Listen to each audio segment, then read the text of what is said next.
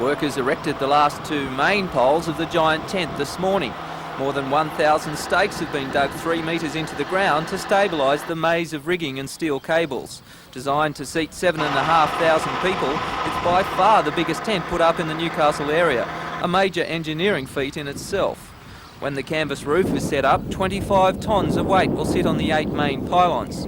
Jeff Bullen, a third-generation circus worker, travels the world erecting big tops.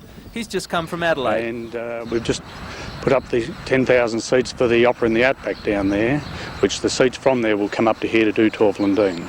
You must have noticed over the years a change in the way the tents are actually put up. Yeah, there has been a change where they used to use ropes and everything else for the last 100 years or whatever. Now we don't use any ropes at all on them. It's all chains and climbers and motors and everything else. The Torval and Dean show starts on the 28th of September and is the first performance in a world tour. Graham Murphy from the Sydney Dance Company.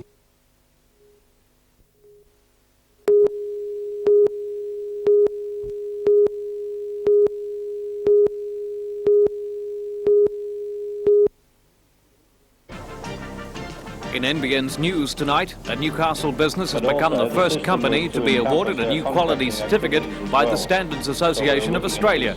The prestigious award gives James Watt, an engineering business, the right to compete for lucrative Defence Department contracts. For all the news, join us tonight at 6.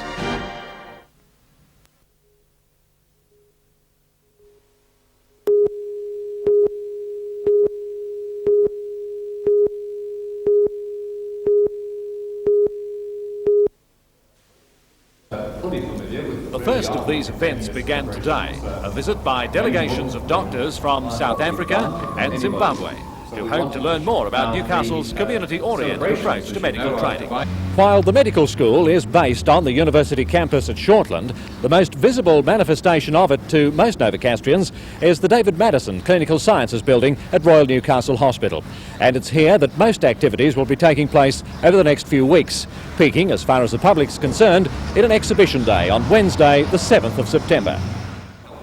The visitors from South Africa today represented the 1,500-member National Medical and Dental Association, a breakaway group of medicos concerned with improving medical services in the racially divided country.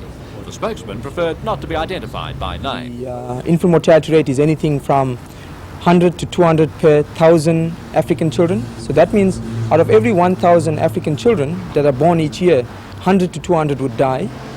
Out of every 1,000 white children who are born each year, 9 to 12 would die. And I think that alone shows that there are gross differences within the healthcare delivery system in South Africa. Zimbabwe is basing its expanding medical services on Newcastle's model, according to the Deputy Dean of the school in Harare, Dr. Sam Tetswana. The other main thrust in our situation in Zimbabwe is to try and expose a student as early as possible to patient contact and the people contact, because we will be deploying our students to rural areas. The Dean of Newcastle's Medical School, Professor John Hamilton, says the success of our approach here to training doctors is something to celebrate. The students work out in the community much more than usual, and that gets them to see all the other factors in society that relate to health and welfare. So all of those things have been done, and I think they've been done well. It's interesting, there's a new Commonwealth Commission on Medical Education has just published its report. Professor Doherty chaired that, and they've commended a lot of what's been going on here as being pointing for future directions.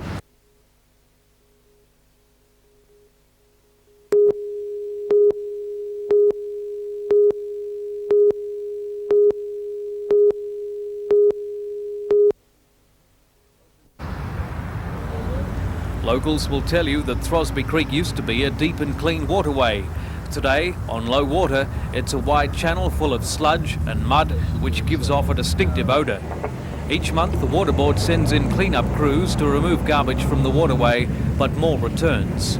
And in the past few years, major silting has become a problem, which is now demanding attention. 12 months ago, the state government formed a Total Catchment Management Committee. Its charter to recommend ways of cleaning up the creek. Today, members of that committee and a special Newcastle Council task force toured the creek to view the disgusting conditions firsthand. That committee will give the state government options for improving the channel in December. But the problems could cost up to $5 million to rectify. Well, I think the people that live about here would be the first to admit that there has been many improvements done in the last 12 months, even if it was by the water board just clearing the rubbish out of it. Yes, they can be fixed. It will take some time and a lot of money, but the state government have indicated their willingness to look towards this, and I think where similar projects have been done, say in Canberra, well, Newcastle's entitled to the same.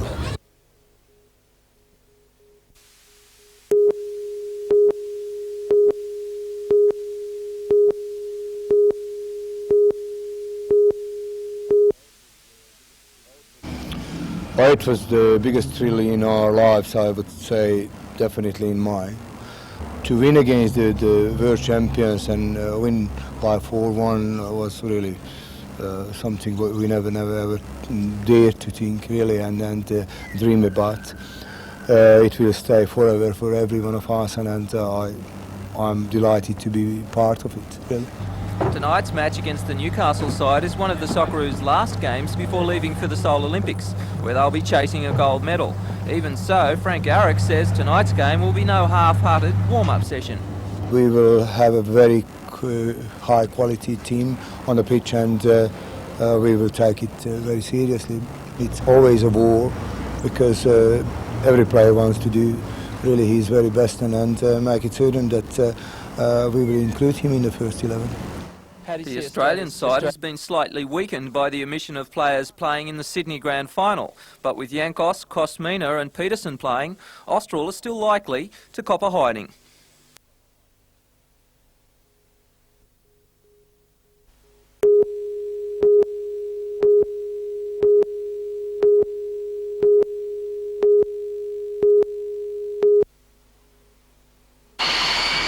In tonight's NBN News, the Air Force farewells the last of its Mirage aircraft. 3 generations of fighters, the Sabre, the Mirage and the Hornet, took part in an historic flypast at the Williamtown RAAF base. The Mirages are from 75 Squadron at Darwin. For all the news, join us tonight at 6.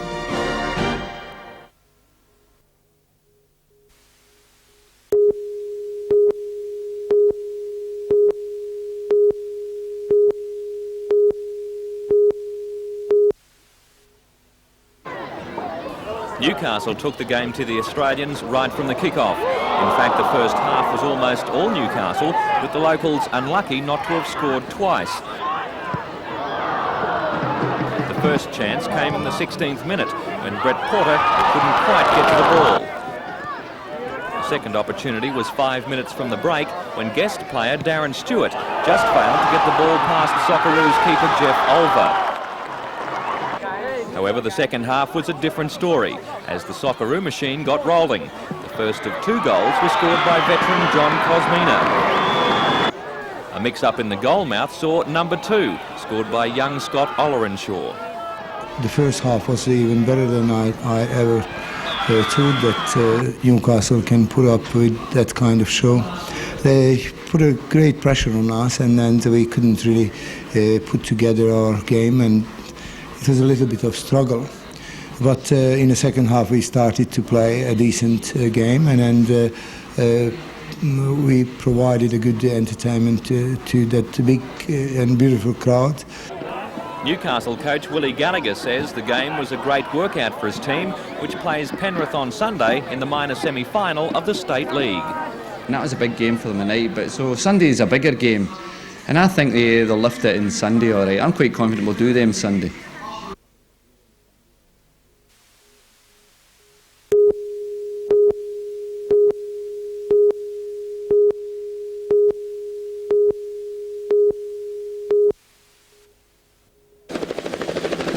Sad fact that a tragedy like Stephen Turnbull's is necessary to make people aware, and the workers at National Textiles at Rutherford certainly realised the value of the rescue helicopter after the accident.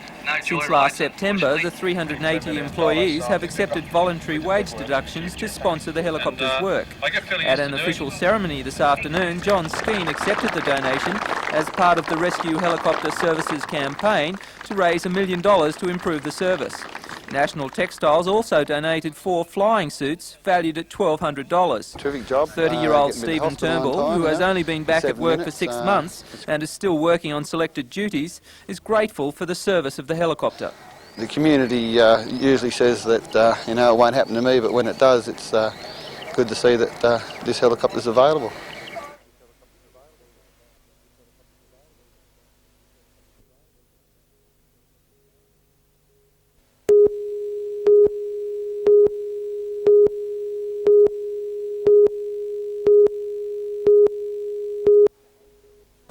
After 8 gruelling clashes in just 5 days, today's finals teams could have been excused for lacking a little in zest, but it took only 10 minutes for the New England boys to make it clear they meant business, with centre-half Brett Skinner playing in number 12 Guernsey breaking through for this impressive goal.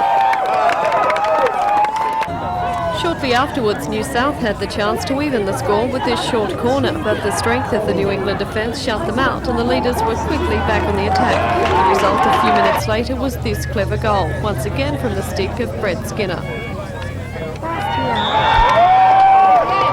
New South went into the second half goalless and was still the same at the full-time siren, defeated 3-0 after New England's Mark Ambrose scored a goal in the second half. An enthusiastic crowd was on hand for today's finals, their spirits not dampened by the busy week of matches. A little earlier, they cheered the Sydney University women's side onto a 1-0 victory over Queensland University. The Newcastle women finished 7th overall, while the men's team shocked quite a few to finish a very strong 3rd.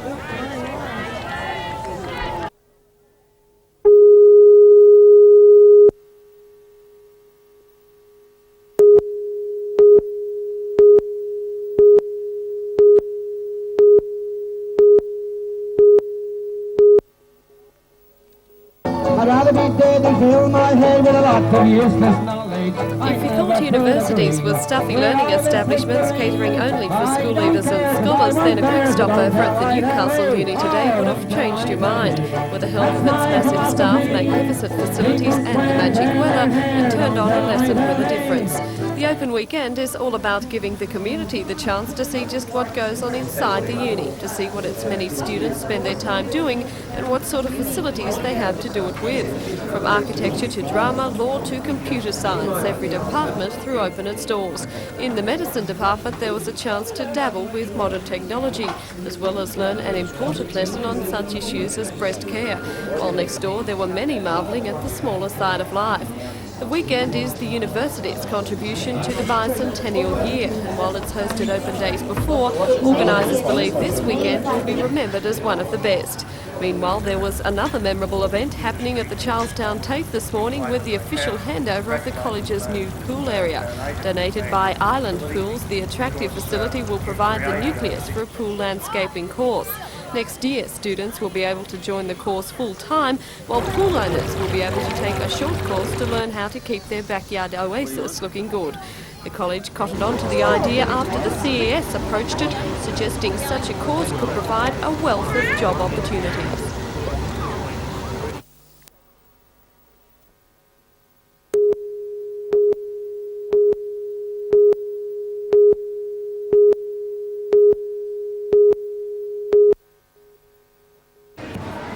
The 168 competitors taking part came from the 12 Hunter and Central Coast clubs, as well as the Sydney and Illawarra regions. Most were using the tournament in preparation for the state junior titles in 3 weeks and the New South Wales Country Championships to be held in 4 weeks at Waratah High School. The tournament was run under Olympic rules, with the main objective a bout to throw the opponent cleanly on his back. The highlight of the day was a demonstration of throws from Cliff Dawson of Woy Woy and Sydney's Gavin Kelly. Last week at the Oceania titles, Dawson was runner-up in the unlimited weight category and Kelly was 3rd.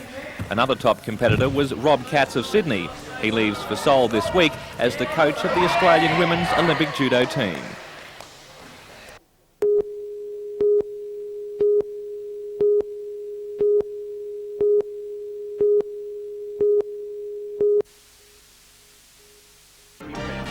The newest addition to the Hawke Ministry performed his first official duty today. Member for Charlton Bob Brown has become the Minister assisting the Minister for Transport and Communications. He's the only new face to appear after the Cabinet reshuffle. For all the news, join us tonight at 6.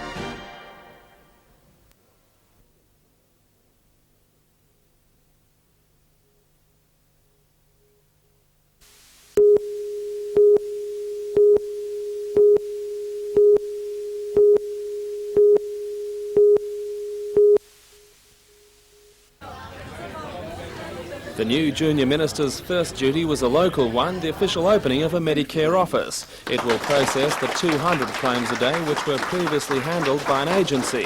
Health Insurance Commission officials admit that Mr Brown's swearing in on Friday took them by surprise, but the correct title was on the plaque in time for the opening. Mr Brown will assist the Minister for Transport and Communications, Ralph Willis, who moved from industrial relations in the reshuffle. They will have 3 weeks to brush up on their new portfolios before Parliament resumes. However, issues affecting this region are already high on Mr Brown's agenda. Among them, complaints over damage being done to rural roads by traffic joining the incomplete F3 freeway. Mr Brown says there are plans to meet the problem. We've introduced a new classification of roads now called National Arterial Roads, and the Commonwealth will be accepting full funding responsibility for those as well. And those roads will of course be particularly relevant to this region? They're going to be, yes, enormously important, particularly in view of the fact that we've got that unfortunate position now where the national highway system ends and spills all of that national highway traffic out on what amounts to country roads. Mr Brown says his work will follow that of the previous Junior Transport Minister, Peter Morris, who shared a special interest in this region.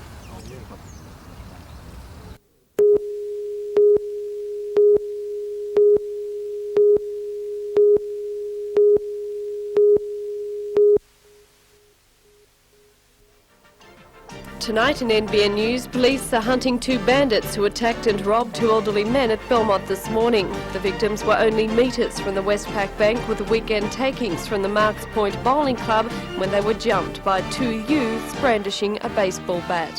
For all the news, join us tonight at 6.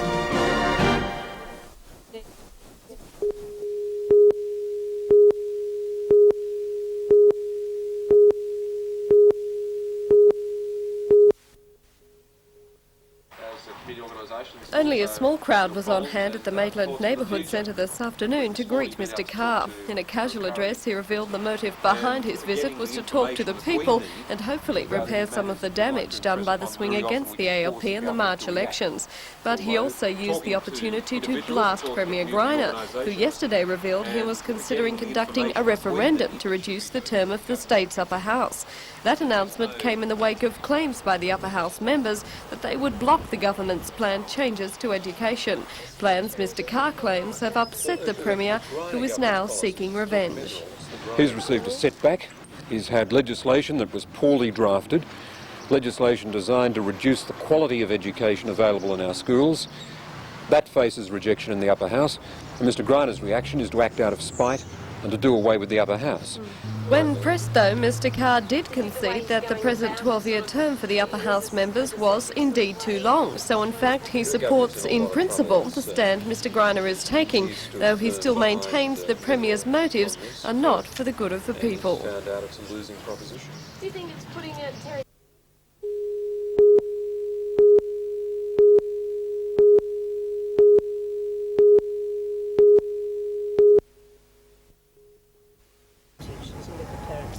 In Muswellbrook today, for a meeting of the Hunter Parliamentary Unit, Ms Kirby said the voters value a closely coupled parliamentary watchdog too greatly for any major changes. People are becoming very aware that the upper house is a check and a balance on the excesses of any government in the lower house. The Democrats hold the balance in South Australia with no problems, no threats made by Mr Bannon that they're going to be abolished when they block his legislation.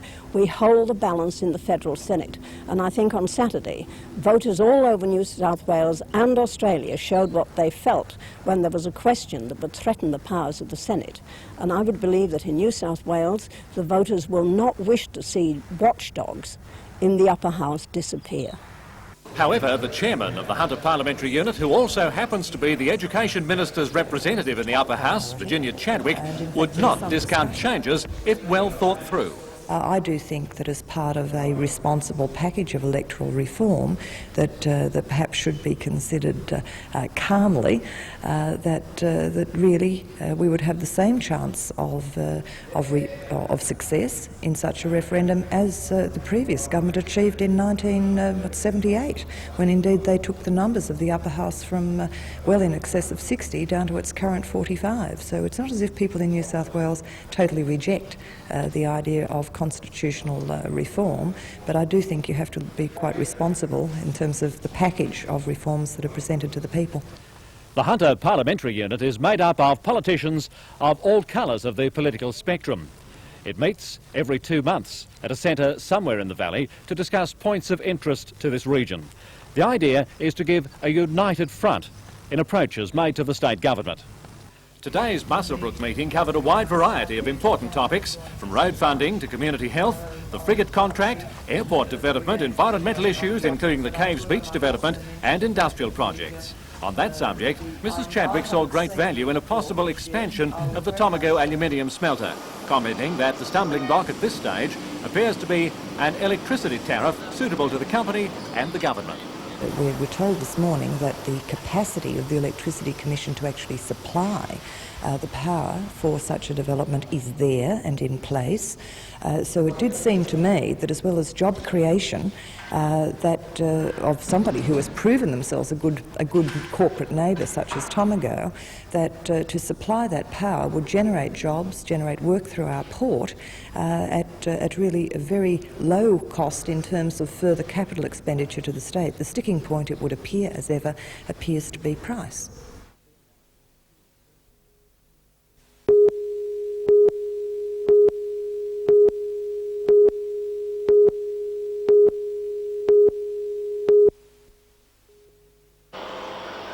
The victims admit they were taken completely by surprise. 1 minute they were walking up the busy street and the next their path was blocked by the yellow station wagon. Before they knew it, a man brandishing a baseball bat was upon them, and one of them, a 67-year-old, was hit over the head with the bat. The other was pushed aside as the attacker grabbed the briefcases containing the money and fled.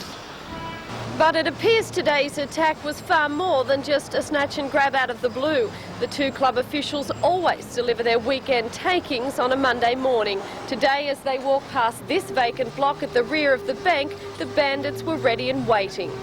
Nothing has been seen of either of the men from then on. It seemed they'd almost disappeared into thin air until finally, more than an hour after the attack, police found the getaway car ditched at the nearby 16 Footers Club. Yes, we recovered the car they used in the offence, and we are interviewing some witnesses at the moment. That car, was it their own property or was it stolen? No, it was a stolen motor vehicle, yes. Now, where do you go from here? Any idea as to who the bandits may have been? Not at this stage, no. Inquiries will be continued, though. The best clue now lies with a fingerprints check, which scientific police will carry out on the stolen car. However, they're appealing to the public to assist in locating the men, and late this afternoon circulated a description of both. One is between 18 and 20 years, with long blonde hair and a thin build, possibly 170 centimetres tall. He was wearing a Parramatta football guernsey at the time of the attack. The other is also in his late teens, but is known only to have been wearing a Newcastle Knights jersey at the time.